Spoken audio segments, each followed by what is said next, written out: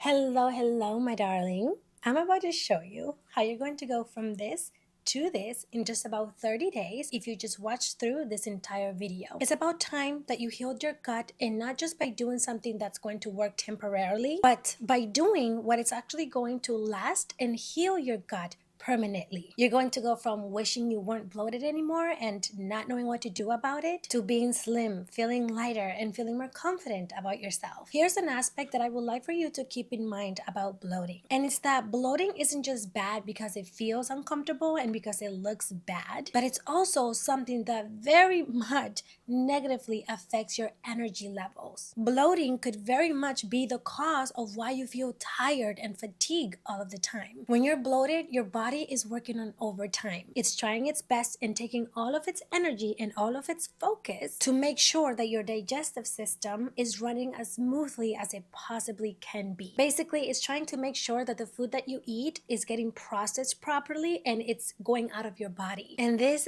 is why you feel fatigued most of the time. It's not just that you're lazy. Even when I was working out consistently in the gym, I still felt low energy, lazy, and burnt out. And one of the main causes was my gut health. The other cause was not operating from my feminine energy. The thing that you need to remember about all of this, about your gut, is that your gut is responsible for making 90%, yes, 90% of serotonin. And serotonin is what's responsible for your well-being. It's what makes you feel good. Serotonin is literally the happy hormone. So when your gut is off balance, so is your mood, so is your skin, and so is your energy. Okay, before we move on into anything else, I do want you to be clear on something. I need you to be clear on the difference between being bloated and having fat in your stomach, because they're not the same thing and they don't have the same causes. And a lot of people constantly confuse these two. And before you can try to fix whatever problem you have, you need to be clear on what it is that you have. Honestly, there's just so much that I wasn't aware of when I was dealing with my gut issues that I wish I would have been aware of. So understanding all of this is so important. And it's exactly what's going to help you permanently fix your bloating and not just temporarily, especially if nothing else that you've tried has worked for you. With that being said, bloating is temporary swelling of the abdomen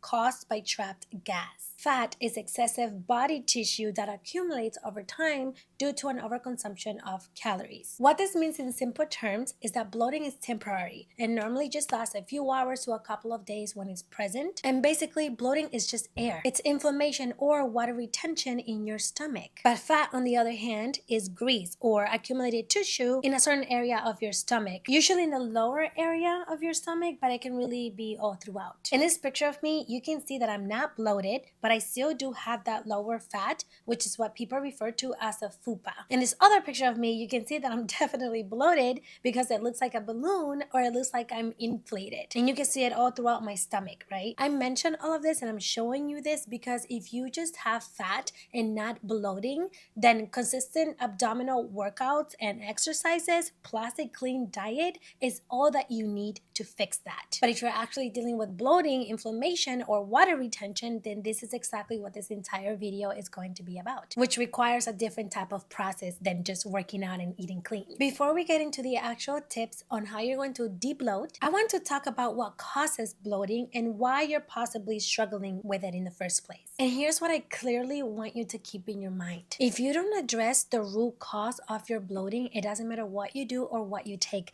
nothing will work long term, even if you're seeing short-term results. The other thing that I want you to be aware of and keep in mind is that bloating is completely normal during certain times of a woman's cycle. During the ovulation and especially the luteal phase of the menstrual cycle, you will experience some sort of bloating. And that's because of the changes in your hormones. With that in mind, and outside of that, here are the three main possible causes of bloating. Number one is going to be one of the most obvious ones, and that is carbs. Number two is poor sleep or stress. And number three is gut dysbiosis, candida, or having SIBO. And I'll tell you exactly what these things are in just a moment. But you need to understand that consuming too much refined carbs, such as white bread, pastas, pastries, and cereal, will most certainly cause your stomach to bloat 10 times more. And it will throw off your gut balance, especially if you're not consuming enough fiber or probiotics throughout your diet to help help you maintain a healthy and balanced gut. And you would think that the solution to this is just to eat more complex carbs like broccoli and sweet potatoes. But the thing is that these complex carbs can still cause bloating if your gut bacteria is not balanced. Because the thing is that we have both good and bad bacteria in our gut. And I'm going to explain more about this in step number 3. However, complex carbs are usually lighter and definitely cause less bloating. And basically what I'm saying is that the very first cause of your bloating could very much be just because of all of the junk and processed food that you eat. And you want to know what else is interesting? You wouldn't think that sleep and stress would play such a big role in your gut health and bloating, but it certainly does. Lack of sleep doesn't just give you fatigue and make you feel tired all day, but it also raises your cortisol levels, which is what slows down your digestive system and leads to inflammation in your stomach. In other words, lack of sleep and stress tightens your gut and it messes with how smoothly your body can process what you eat. So constant lack of sleep and stress equals to a slow digestive system, which ends up in bloating. The last probable cause of why you're experiencing bloating is because you either have dysbiosis, candida, or SIBO, which are all a little bit more common than what you may even realize. The problem with this is that you do have to go to your doctor to get tested for them because you can't exactly just self-diagnose. Having gut dysbiosis simply means that your gut bacteria are out of balance. This means that you have more bad bacteria than good ones. Too much sugar, alcohol, processed foods, overuse of antibiotics, and chronic stress or lack of sleep can cause dysbiosis. I'm gonna have like the hardest time pronouncing this word, so bear with me. Candida, on the other hand, is a type of yeast or fungus that naturally and already lives and exists in your body, well, in your gut. The problem is that when this fungus overgrows, it causes bloating, and that's what candida basically is. Things like birth control, antibiotics, and especially high sugary foods will lead to an overgrowth of candida in your body because candida and yeast love to feed on sugar. Basically, the more sugar you consume, the more of an overgrowth of this fungus that you will have. SIBO, which stands for small intestinal bacterial overgrowth. I'm trying to pronounce these words here, okay? But this is what happens when there's an overgrowth of bacteria in your small intestine or intestines, however you pronounce it. And this kind of happens in more severe cases and it's also less common, but this is caused by slow digestion, when you're constipated a lot, when your body isn't processing and moving your food. But you see this most often caused by IBS or surgery or too many antibiotics. With all of this awareness in mind, let's now talk about how you're going to balance and heal your gut. The very first step you want to take in healing and debloating your gut is to go to your doctor and find out if you have any of the conditions that I mentioned before. And I know it can be annoying to make time and schedule an appointment and go get checked out, but honestly, this is the best course of action that you can start with. This is what I personally did, and it's what gave me a good starting point, because if you do have SIBO or candida, they can also prescribe you medication for it. Or you can also do what I did. I did not take any medications, but I did intentionally and purposely focus my diet around healing these conditions. So ask your doctor for a stool and food sensitivity test, because remember that we want a permanent solution, not a temporary one. However, you can absolutely start implementing the tips I'm about to share with you, and either way you should notice a difference, unless of course your underlying cause is something more severe and not diet based. This is now going to be your lifestyle, not just a 3-day detox thing. Anyways, here are 7 tips you can start implementing into your routine to start debloating permanently. Number 1 is to minimize processed foods. And I say minimize because you're probably not going to be able to just cold turkey cut off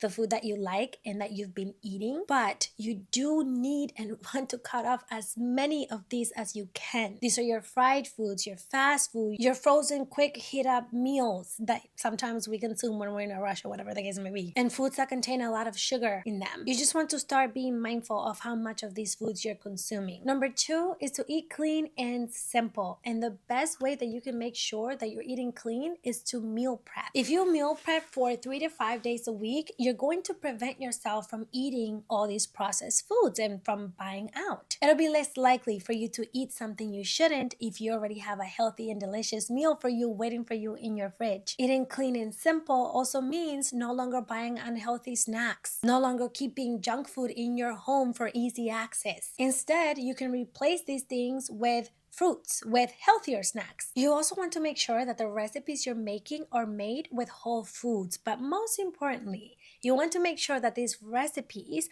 are anti-inflammatory friendly, because remember that the main goal here is to support your digestive system. This means cooking with more fresh products like vegetables, whole grains, lean protein, such as fish, chicken, beans, and so on. And when you do consume fat, you want to consume healthy fats like olive oil, nuts, seeds. Flax and chia seeds are going to be amazing and powerful in maintaining a good and balanced gut. And when you use spices, you want to use a lot of turmeric, ginger, and cinnamon, which are all great for your gut. So all of the ingredients, all of the things that are going to specifically target your gut and your digestive system, that is what you want to be using more of. But to make all of this easier for you and so that you're not overwhelming yourself with what to make yourself or what foods to eat, just go on ChatGPT and ask it to make you a 2 to 3 day meal plan that is anti-inflammatory or gut friendly. And of course, that is also delicious. The third tip is to have a daily or weekly detox routine. Your daily detox routine is going to consist of drinking detox water for 4 to 5 days a week. And you're not just going to be drinking regular water. These detox waters are filled with antioxidants, which is exactly what you need to keep a flat stomach, to keep everything running smoothly and through, if you know what I mean. But what I like most about these detoxifying waters is that they also detoxify your skin.